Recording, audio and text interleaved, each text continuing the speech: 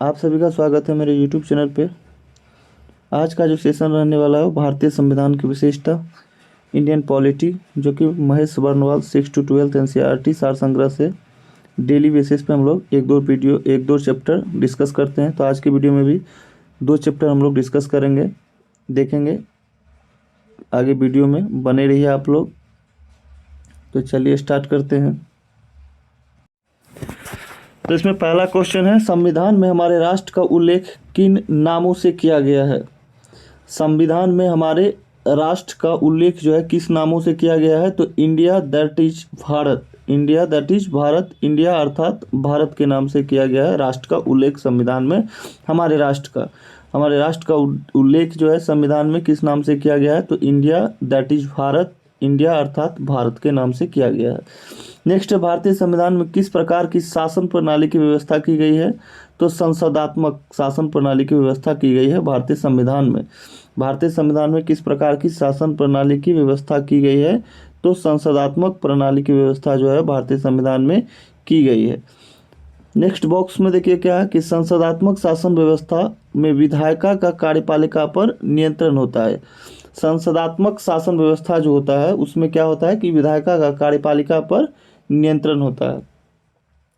Next है, अध्यक्षात्मक शासन प्रणाली का आधारभूत तत्व क्या है? तो ये हो जाएगा आपको एकल कार्यपालिका। अध्यक्षात्मक शासन प्रणाली का आधारभूत तत्व क्या है? तो एकल कार्यपालिका। नेक्स्ट देखते हैं क्या है। नेक्स्ट है, भारत की संसदीय शासन प्रणाली एवं ब्रिटेन की संसदीय प्रणाली मध्य अंतर मुख्य बिंदु क्या है? तो ये हो जाएगा आपको न्यायिक समीक्षा। भारत की संसदीय शासन प्रणाली एवं ब्रिटेन की संसदीय शासन प्रणाली के मध्य अंतर का मुख्य बिंदु जो है वो है न्यायिक समीक्षा। नेक्स्ट है, भारत का संविधान परिसंघीय है, यह किससे निर्धारित होता है? कि भारत का जो संविधान है वो परिसंघीय है, यह किससे निर्धारित होता है? तो केंद्र और राज्यों के मध्य शक्तियों के वितरण से, केंद्र और राज्यों के मध्य शक्तियों के वितरण से निर्धारित होता है कि भारत का संविधान जो है वो परिसंघीय है। नेक्स्ट देखते हैं क्या है। यहाँ देखिए बॉक्स में स्वतंत्रता जो है कितने प्रकार के हैं वो दिया हुआ है। यहाँ पे देखिए क्या सब है, समानता है, भ्रातृत्व, संप्रभुता, समाजवादी, पंथ निरपेक्ष और लोकतांत्रिक। ये भारतीय संविधान के मूल्य है। स्वतंत्रता, समानता, भ्रातृत्व, संप्रभुता, समाजवादी, पंथ निरपेक्ष और लोकतांत्रिक। तो आगे देखिए इसमें क्या दिया हुआ है कि नीति निर्देशक तत्व तथा मूल अधिकारों को संविधान की आत्मा किसने कहा था? तो ये कहा था ग्रेनविल ऑस्टिन ने कहा था। इसमें आपको अच्छा क्वेश्चन का कलेक्शन देखने को मिलेगा इस बुक में। तो नीति निर्देशक तत्व तथा मूल अधिकारों को संविधान की आत्मा किसने कहा था? तो ग्रेनविल ऑस्टिन ने कहा था। नेक्स्ट है, मूल संविधान में कुल कितने अनुच्छेद और कितनी अनुसूचियां हैं? तो अनुच्छेद की बात करेगा तो 395 अनुच्छेद है और अनुसूची 8 था। मूल अनुसूची की बात हो रहा है कि मूल संविधान में कितने अनुच्छेद और अनुसूची था मूल संविधान में? तो मूल संविधान में 395 अनुच्छेद और 8 अनुसूचियां, वर्तमान में 12 अनुसूचियां हो गया है। नेक्स्ट है, सर्वप्रथम कांग्रेस के किस अधिवेशन में जनगण मन गाया गया था? तो कांग्रेस के किस अधिवेशन में गाया गया था जनगण मन? ये गाया गया था कोलकाता अधिवेशन 1911 में गाया गया था जनगण मन। कोलकाता अधिवेशन 1911 में जो है सर्वप्रथम गाया गया था जनगण मन। आगे है राष्ट्रगान। राष्ट्रगान के गायन का मानक समय, यानी कि जनगण मन जो है वो आपका राष्ट्रगान है और उसके गाने का जो मानक समय है वो निर्धारित किया गया है 52 सेकेंड। और यही पूछेगा कि शॉर्ट फॉर्म में कितना समय लगता है इसको गाने में? तो 20 सेकेंड। शॉर्ट फॉर्म में पूछेगा तो 20 सेकेंड, और ऐसे पूछेगा कि बताइए राष्ट्रगान का मानक समय क्या है गायन का? तो वो हो जाएगा 52 सेकेंड। चलिए नेक्स्ट देखते हैं क्या है। बॉक्स में है, देख लीजिए यहाँ पे, भारतीय संविधान की जटिलता। भारतीय संविधान की जटिलता के कारण इसे वकीलों का स्वर्ग कहा जाता है। यानी कि भारतीय संविधान की जटिलता के कारण इसे क्या कहा जाता है? तो वकीलों का स्वर्ग कहा जाता है। चलिए आगे देखते हैं कि क्या है।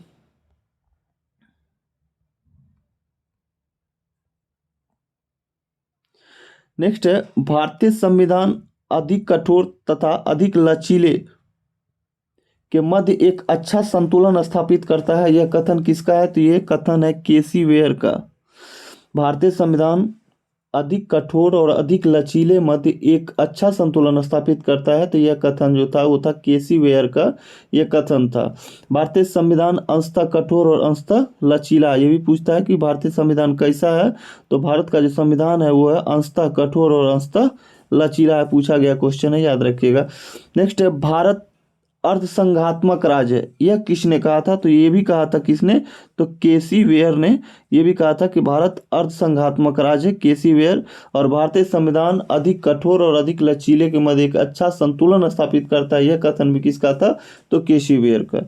नेक्स्ट देखिए, भारतीय संविधान के बृहद होने का क्या कारण है? तो संघ तथा राज्यों की एकल संविधान, संघ तथा राज्यों के एकल संविधान। भारतीय संविधान के बृहद होने का जो कारण है वो है संघ तथा राज्यों का एकल संविधान। नेक्स्ट देखिए क्या है, अपनी राष्ट्रवादी प्रतिक्रिया में भारतीय संविधान के निर्माताओं ने अल्पसंख्यकों के हितों तथा भावनाओं के महत्व को कम करके आंका है, यह कथन किसका है? तो यह कथन जो था ये था आइवर जेनिंग्स का कथन था। कह रहा है कि अपनी राष्ट्रवादी प्रतिक्रिया में भारतीय संविधान के निर्माताओं ने अल्पसंख्यकों के हितों तथा भावनाओं के महत्व को कम करके आंका है। तो यह कथन जो था यह था आइवर जेनिंग्स का कथन था ये। नेक्स्ट है, भारत में राजनीतिक सत्ता का प्रमुख स्रोत क्या है? तो राजनीतिक सत्ता का प्रमुख स्रोत जनता है। भारत में राजनीतिक सत्ता का प्रमुख स्रोत कौन है? तो यह हो जाएगा आपका राइट आंसर, जनता। कोई भी संविधान कितना भी अच्छा क्यों ना हो, कोई भी संविधान कितना भी अच्छा क्यों ना हो, यदि उसे क्रियान्वित करने वाले बुरे व्यक्ति है तो संविधान भी बुरा हो जाएगा, यह कथन था डॉक्टर भीमराव अंबेडकर का। कोई भी संविधान कितना भी अच्छा क्यों ना हो, यदि उसे क्रियान्वित करने वाले बुरे व्यक्ति है तो संविधान भी बुरा हो जाएगा, यह कथन डॉक्टर भीमराव अंबेडकर का है। नेक्स्ट है, संविधान को संघात्मकता के तंग ढांचे में नहीं ढाला गया, यह कथन भी है डॉक्टर भीमराव अंबेडकर का। संविधान को संघात्मकता के तंग ढांचे में नहीं ढाला गया है, यह कथन किसका है? तो डॉक्टर भीमराव अंबेडकर का। नेक्स्ट है, भारत की स्वतंत्रता के बाद भारतीय राष्ट्रीय कांग्रेस को एक राजनीतिक दल के रूप में भंग कर देना चाहिए, यह सुझाव दिया था किन्होंने? तो महात्मा गांधी ने। और ये क्वेश्चन पूछा गया क्वेश्चन है, ध्यान रखिएगा कि भारत की स्वतंत्रता के बाद गांधी जी का कहना था कि भारतीय राष्ट्रीय कांग्रेस को राजनीतिक दल के रूप में भंग कर देना चाहिए, यह कथन था महात्मा गांधी का। नेक्स्ट है, भारतीय संघवाद को सहकारी संघवाद किसने कहा था? तो ये कहा था ग्रेनविल ऑस्टिन ने। भारतीय संघवाद को सहकारी संघवाद कहा था ग्रेनविल ऑस्टिन ने कहा था। नेक्स्ट है, अध्यक्षात्मक शासन प्रणाली में कार्यपालिका की समस्त शक्तियां किसमें निहित होती है? तो ये हो जाती है आपको राष्ट्रपति में। बहुत बार पूछा गया है कि कार्यपालिका की समस्त शक्तियां जो होती है वो किसमें निहित होती है? तो वो राष्ट्रपति में निहित होती है। नेक्स्ट देखिए क्या है, नेक्स्ट है, मौलाना अबुल कलाम आज़ाद ने संविधान सभा में वयस्क मताधिकार को 15 वर्ष के लिए स्थगित करने की बात की थी। संविधान सभा में जो वयस्क मताधिकार को 15 वर्ष के लिए स्थगित करने की बात की थी किन्होंने? तो मौलाना अबुल कलाम आज़ाद ने। नेक्स्ट है, भारत का राष्ट्रीय पशु क्या है? तो भारत का राष्ट्रीय पशु बाघ है। भारत का राष्ट्रीय पुष्प क्या है? तो कमल है। भारत का राष्ट्रीय पक्षी क्या है? तो भारत का राष्ट्रीय पक्षी मोर है। और भारत के राष्ट्रीय ध्वज के चक्र में कितनी तीलियां हैं? तो 24 तीलियां हैं। भारत के राष्ट्रीय पक्षी क्या है? मोर है। भारत का राष्ट्रीय पुष्प कौन सा है? तो कमल है। और राष्ट्रीय पशु पूछेगा तो बाघ। और भारत के राष्ट्रीय ध्वज के चक्र में कितनी तीलियां हैं? तो 24 तीलियां हैं। चलिए देख लेते हैं नेक्स्ट क्या है। यहाँ पे कुछ दिया हुआ है नोट में, देख लेते हैं।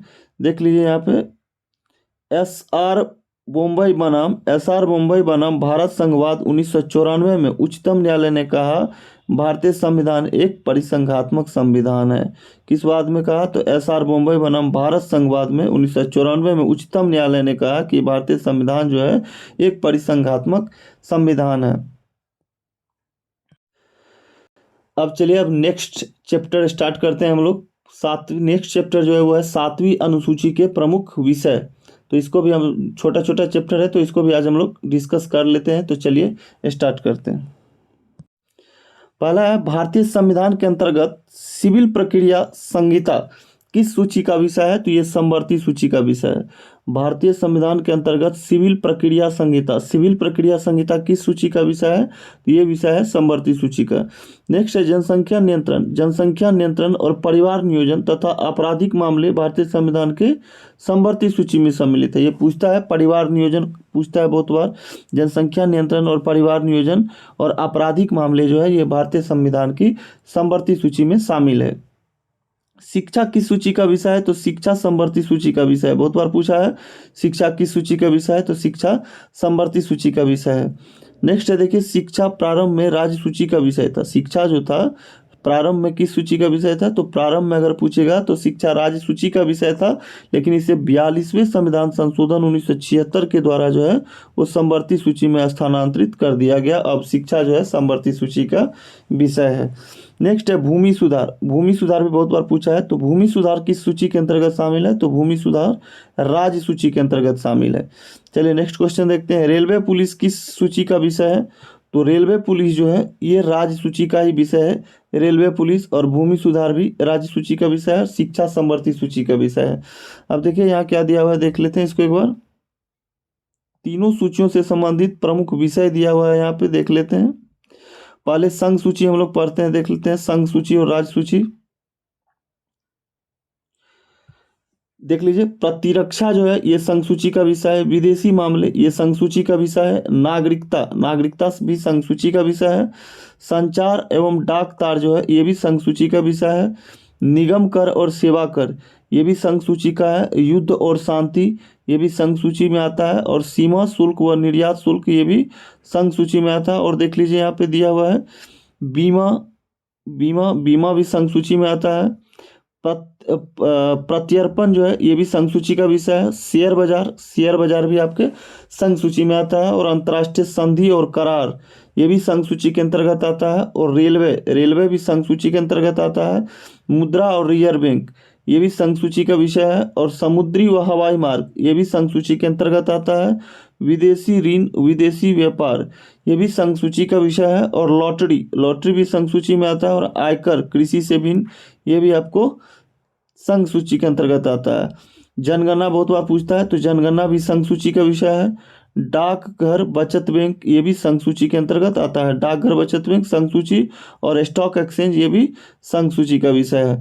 अब चलिए राज्य सूची को देख लेते हैं, राज्य सूची में क्या सब है। तो राज्य सूची के अंतर्गत क्या क्या आता है? तो यहाँ पे देख लीजिए, राज्य सूची के अंतर्गत लोक व्यवस्था, सबसे पहले लोक व्यवस्था जो है ये राज्य सूची का विषय है। पुलिस, रेल व ग्रामीण पुलिस सहित ये भी आपको राज्य सूची के अंतर्गत आता है। कारागार, कारागार भी राज्य सूची का विषय है। भूमि, भूमि भी राज्य सूची का। और स्थानीय स्वशासन ये भी पूछा है बहुत बार, तो स्थानीय स्वशासन भी राज्य सूची का विषय है। प्रादेशिक लोक सेवा ये भी राज्य सूची का विषय है। और लोक स्वास्थ्य ये भी राज्य सूची का विषय है। बाजार एवं मेले, बाजार एवं मेले राज्य सूची का विषय है। सट्टा व जुआ ये भी राज्य सूची के अंतर्गत आता है।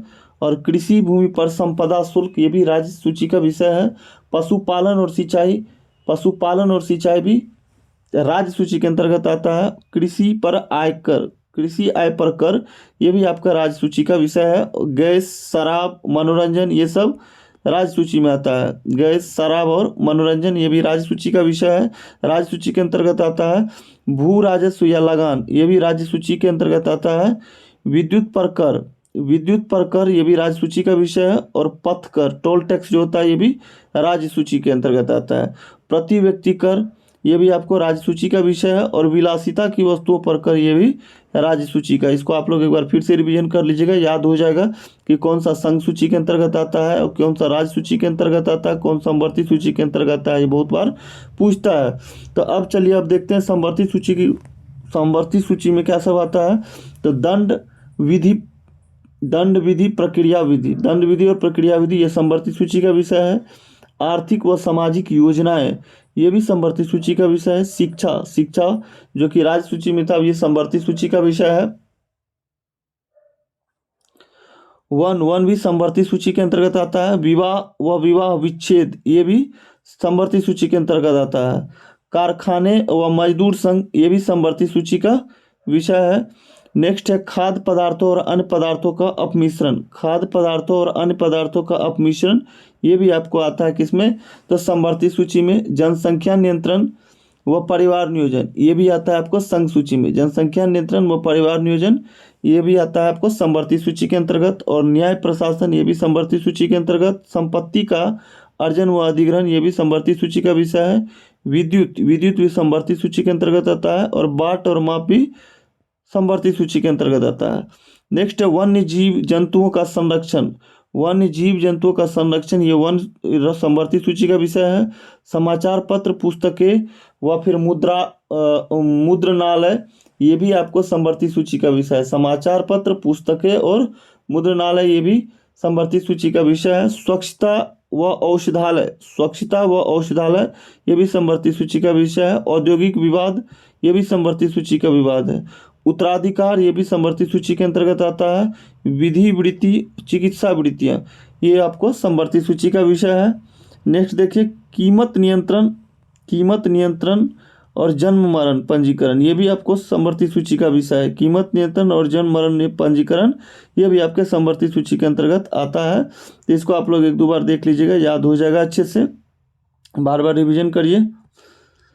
नेक्स्ट देख लीजिए, नोट में कुछ दिया है कि वर्तमान में संघ सूची में 98 विषय, वर्तमान में संघ सूची में कितने विषय, 98 विषय। राज्य सूची में 59 विषय और समवर्ती सूची में 52 विषय। इसको ध्यान रखिएगा। संघ सूची में कितना, तो संघ सूची में 98 विषय। राज्य सूची में कितना, तो राज्य सूची में 59 विषय। और समवर्ती सूची में कितना विषय, तो 52 विषय हो जाएगा समवर्ती सूची में। चलिए नेक्स्ट देखते हैं क्या है। तो नेक्स्ट टॉपिक है उद्देशिका। तो अब तीसरा टॉपिक हम लोग पढ़ रहे हैं उद्देशिका। इसमें भी आज हम लोग डिस्कस करेंगे। ये भी छोटा सा टॉपिक है, इसको भी हम लोग आज डिस्कस करेंगे इस वीडियो में। तो बने रहिए आप लोग मेरे साथ इस वीडियो में। अगर वीडियो आप लोग को अच्छा लग रहा है तो वीडियो को लाइक कर दीजिए, चैनल को भी सब्सक्राइब कर दीजिए और यार दोस्तों के भी वीडियो को शेयर भी कर दीजिए। तो चलिए इसको भी स्टार्ट करते हैं। आज का जो तीसरा टॉपिक है ये है उद्देशिका। उद्देशिका में हम लोग पढ़ते हैं, चलिए स्टार्ट करते हैं। प्रस्तावना में उद्देशिका में कहा गया है, हम भारत के लोग भारत को एक संपूर्ण प्रभुत्व संपन्न समाजवादी पंथनिरपेक्ष लोकतंत्रात्मक गणराज्य बनाने के लिए तथा उसके समस्त नागरिकों को सामाजिक आर्थिक और राजनीतिक न्याय, विचार अभिव्यक्ति और विश्वास, धर्म और उपासना की स्वतंत्रता, प्रतिष्ठा और अवसर की समता प्राप्त करने के लिए, आगे देखिए क्या है, प्राप्त करने के लिए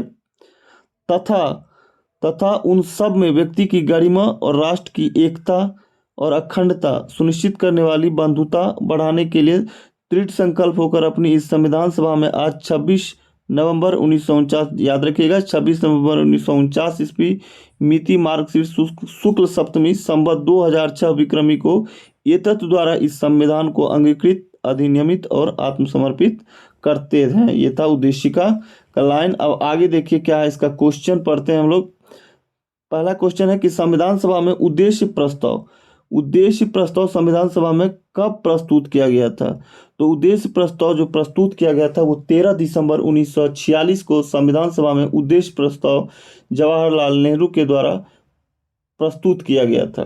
तो उद्देश्य प्रस्ताव कब प्रस्तुत किया गया था, तो 13 दिसंबर 1946 को। नेक्स्ट है, भारतीय संविधान का कौन सा भाग है जो भारत को एक धर्मनिरपेक्ष राज्य के रूप में वर्णित करता है। तो इसका राइट आंसर हो जाएगा संविधान की प्रस्तावना। भारतीय संविधान का कौन सा भाग है जो भारत को एक धर्मनिरपेक्ष राज्य के रूप में वर्णित करता है, तो संविधान की प्रस्तावना इसका राइट आंसर हो जाएगा।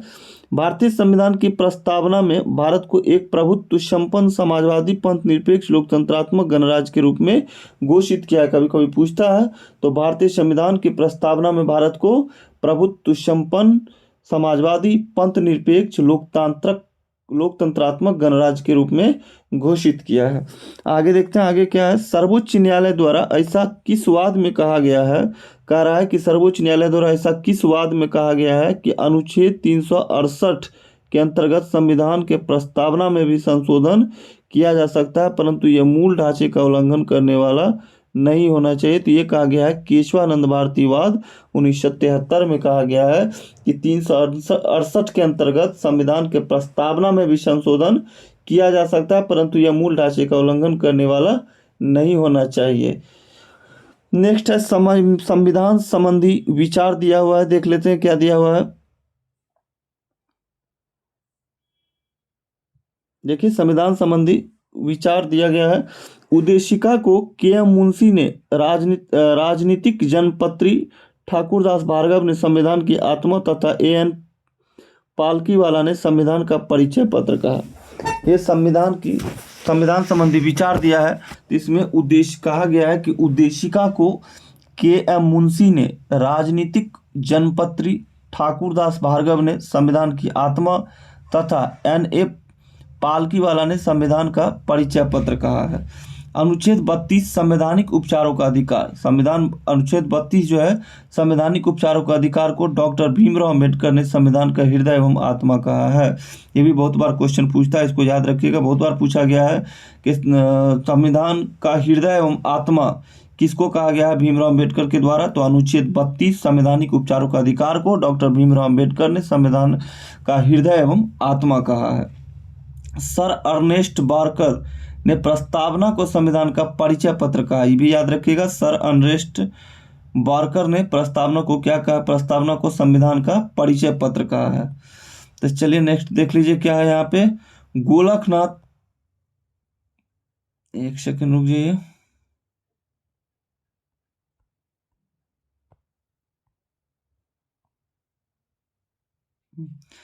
देखिए भारत के संदर्भ में पंथ निरपेक्ष शब्द का सही भाव क्या है। तो इसका राइट आंसर हो जाएगा भारत में राज्य का कोई पंथ धर्म नहीं है। भारत के संदर्भ में पंथ निरपेक्ष शब्द का सही भाव क्या है, तो भारत में राज्य का कोई पंथ धर्म नहीं है।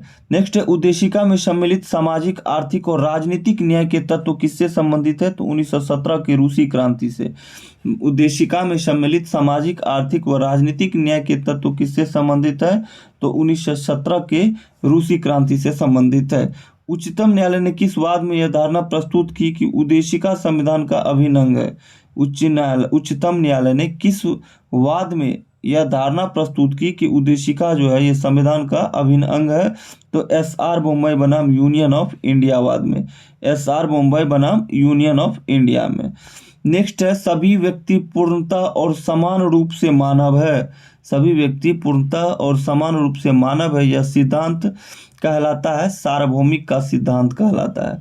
पूछेगा कि सभी व्यक्ति पूर्णतः और समान रूप से मानव है, यह सिद्धांत क्या कहलाता है, तो सार्वभौमिकता का सिद्धांत कहलाता है। नेक्स्ट है भारत में लौकिक सार्वभौमिकता।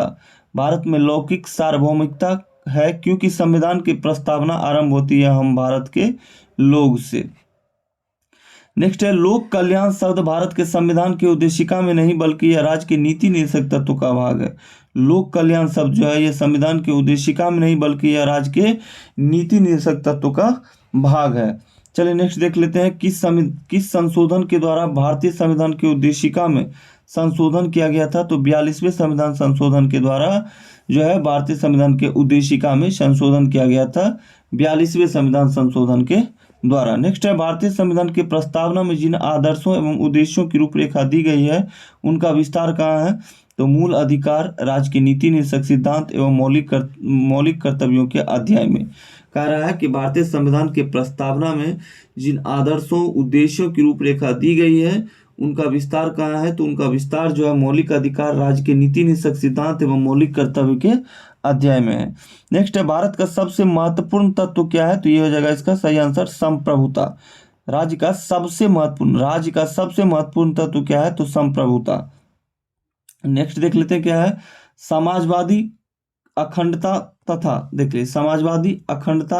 तथा पंथ निरपेक्ष शब्द संविधान की प्रस्तावना में किस संशोधन के द्वारा सम्मिलित किए गए थे, तो 42वें संविधान के संशोधन द्वारा। 42वें संविधान संशोधन द्वारा समाजवादी अखंडता पंथ निरपेक्ष शब्द जो है संविधान की प्रस्तावना में संशोधन के द्वारा क्या हुआ था, सम्मिलित किए गए थे 42वें संविधान संशोधन के द्वारा। उद्देशिका को राजनीतिक जन्मपत्री की संज्ञा किसने प्रदान की थी, तो ये हो जाएगा के.एम. मुंशी, इसका राइट आंसर हो जाएगा। उद्देशिका को राजनीतिक जन्मपत्री की संज्ञा प्रदान किया था के.एम. मुंशी ने। अगला है प्रस्तावना संविधान का अंग नहीं है। प्रस्तावना संविधान का अंग नहीं है। उच्चतम न्यायालय ने यह मत किस वाद में व्यक्त किया था, तो बेरूवाड़ी बनाम संघ मामले में जो है ये उच्चतम न्यायालय ने यह मत व्यक्त किया था कि प्रस्तावना संविधान का अंग नहीं है, तो बेरूवाड़ी बनाम संघ मामले में 1960 में यह व्यक्त किया था। और ये क्वेश्चन बहुत इंपॉर्टेंट है, इसको नोट कर लीजिएगा।